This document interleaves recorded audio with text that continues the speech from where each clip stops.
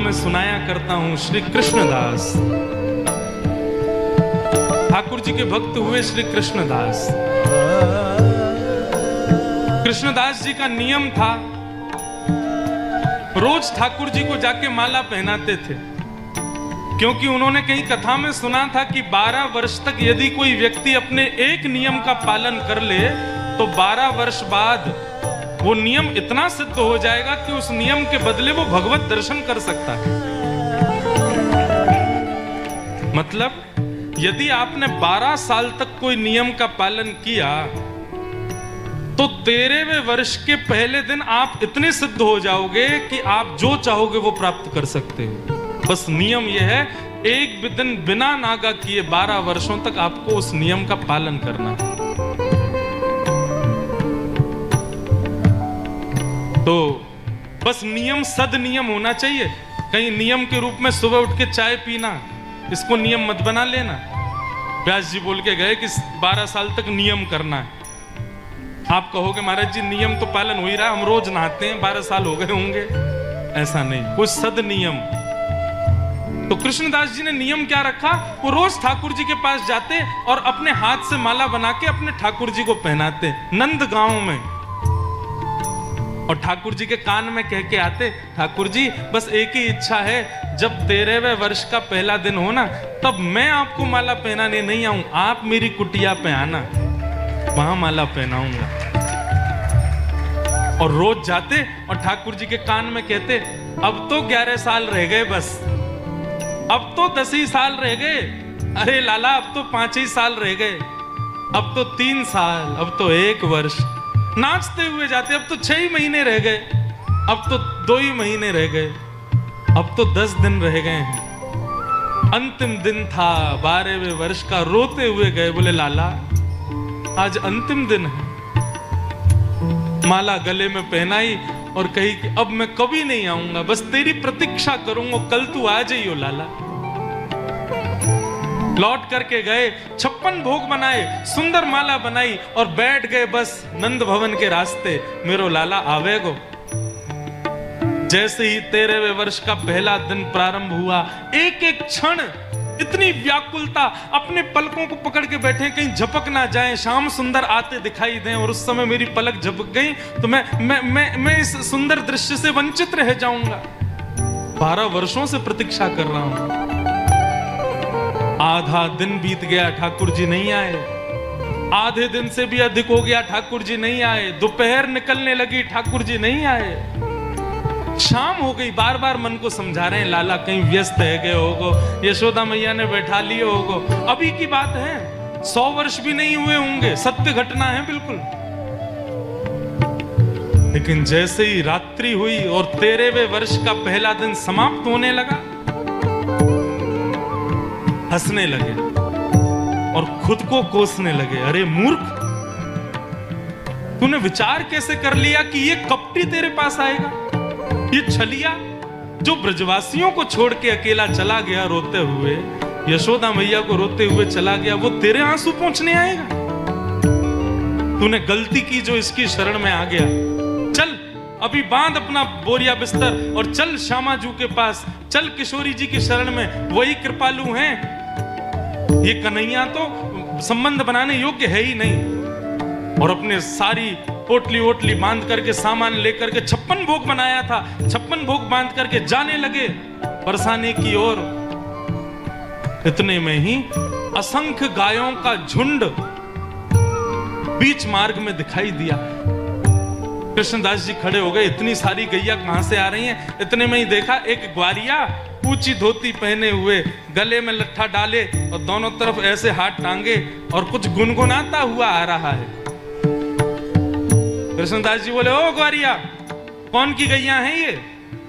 बाबा राम राम, ये सब हमारे नंद बाबा की गैया हैं। कितनी गैया हैं? बोले 8 लाख गैया हैं। 8 लाख? बोले अम्बे बाबा, अब तो तू आगे तभी जा पाएगा जब ये 8 लाख की 8 लाख पार रह जाएंगी, बीच में घुसेगा तो चढ़ जाएंगी तो पे। बोले ये और बाधा आ गई बीच में। सुबह से भूखा प्यासा हूं, भूख लग रही है। ग्वारिया बोला भूखो तो मैं भी हूं बाबा, कछु हो भोजन पानी तो निकाल ले, दोनों बैठ के खाएंगे। कृष्णदास जी बोले बैठ जाओ। ग्वारिया को बैठा के पोटली खोली, 56 भोग सजा लिया और कृष्णदास जी खाने लगे। बोले तू भी खा ले। बाबा मेरे हाथन में गोबर लगो है, मेरे हाथ गंदे है रहे, आप अपने हाथ से खवाए दो। कृष्णदास जी बोले ऐसो ही तो तेरो वो लाला जीवन भरवा ने सेवा कराई, अब भी चैन ते जान थोड़ी दे रहा हूं मैं, अब तेरी सेवा करूं मैं। हाँ पास में बैठ। और पास में बैठा करके अपने हाथ से खिलाने लगे कृष्णदास। खिलाते खिलाते देखा उस ग्वारिया के नेत्र सजल हो गए। कृष्णदास जी बोले रो काई को रो भैया? बोले मैं या मारे रो रहे हूं कि बाबा आज तूने मुझको माला नहीं पहनाई सुबह से, और जैसे ही कहा तूने मुझको माला नहीं पहनाई, कृष्णदास जी खड़े हो गए। कौन हो? इतने में ही त्रिभंग लली श्याम सुंदर प्रकट हो गए। बोले बाबा मैंने अपना नियम पूर्ण कियो, आज तेरे वे वर्ष को पहलो दिन और मैं आ गयो तेरे पास। कृष्णदास जी नीचे झुके, पोटली आदि बांधने लगे और धीरे से पोटली उठाई और दौड़े बरसाने की ओर। ठाकुर जी बोले अब क्यों जा रहे हो? अब तो मैं आ गया, अब तो मिल गया, अब क्यों जा रहे हो? बोले लाला मैं सब जानू, बरसाने की तरफ मुख क्या किया कि तू मिलने आ गया? यदि बरसाने जाके किशोरी जी की शरण में रहूंगा तो तू तो हमारी सेवा करेगा। हम तो किशोरी जी के हैं, अब तो उन्हीं के पास रहेंगे। और पहुंच गए और बरसाने जाके बाबा ने नाम बदल लिया अपना, अब तक कृष्णदास, अब से मेरा नाम राधा दास।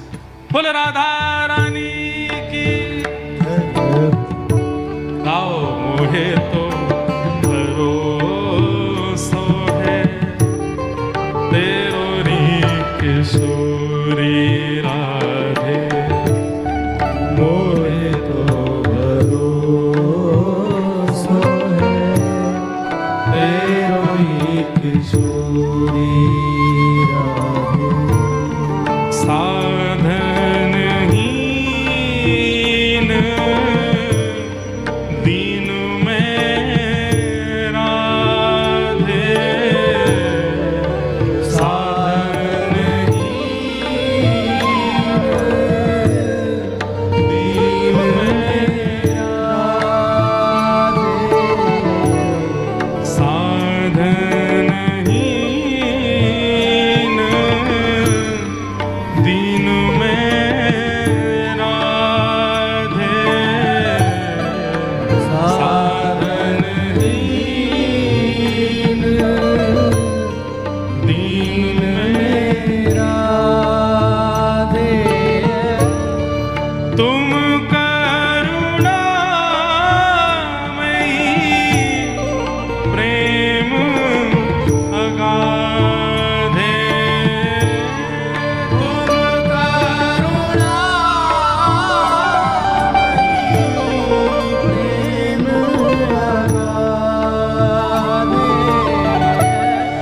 तुम करुणामयी प्रेम अगाधे,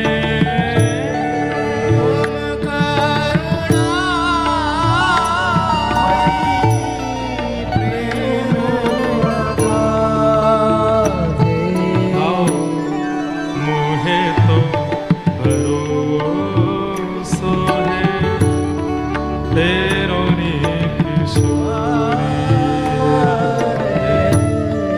मोहे तो भरोसो है, तेरो री किशोरी। हमारे ब्रज के लोग बंधुओं मुक्ति नहीं मांगते, हमारे ब्रज में क्या मांगते हैं ठाकुर जी से? सुनो, मुक्ति भुक्ति नामागत केवल, मुक्ति भुक्ति नामागत नहीं चाहिए मुक्ति हमें मुक्ति नहीं चाहिए, हमें भुक्ति नहीं चाहिए, हमें योग सिद्धियां कुछ नहीं चाहिए। किशोरी जी करी तो फिर क्या चाहिए? बोले बस एक बात, अपनों जाने संभालो किशोरी राधे, अपनों जाने संभालो किशोरी राधे। हम ब्रजवासियों को केवल एक चीज चाहिए कि हमारी किशोरी जी बस इतना कह दे कि तू मेरा है, बस। इसके आगे मुक्ति फीकी है, इसके आगे संसार के सारी समृद्धियां फीकी हैं। केवल हमारे ठाकुर जी, हमारी श्यामा जी कह दें कि तू मेरो है, बस आप इतना कह दो कि हम आपके हैं। अपनों जाने संभालो किशोरी राधे,